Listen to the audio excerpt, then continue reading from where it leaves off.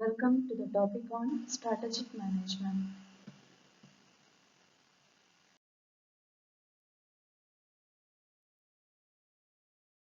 First, let's see what is strategy.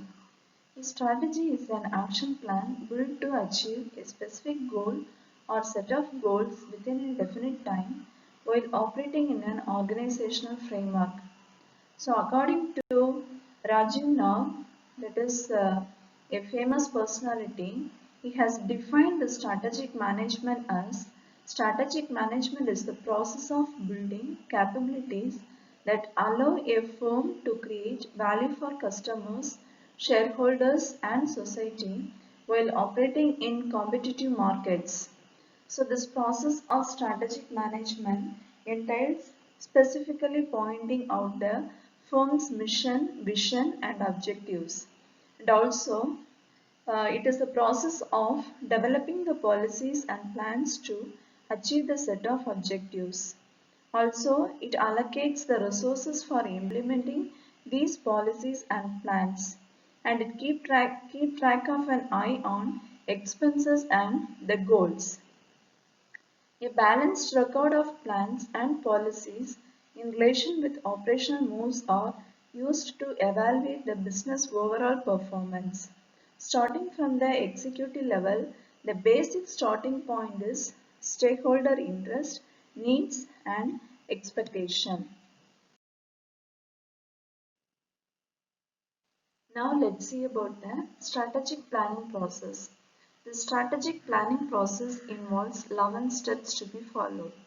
So the 11 steps are input to the organization, industry analysis, enterprise profile, orientation, values and mission of executives, mission, major objectives and strategic intent, present and future external environment, internal environment, development of alternative strategies, evaluation and choice of strategies, medium short range planning, implementation through re-engineering the organization structure, leadership and control, and consistency testing and contingency planning.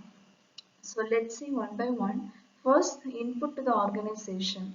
So input to the organization is nothing but various inputs like people, capital, management and technical skills and others.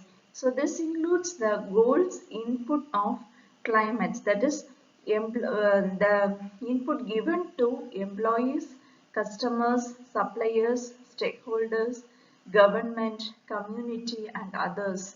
So all these things need to be elaborated in this process. And then the industry analysis. So here the strategy need to be formulated.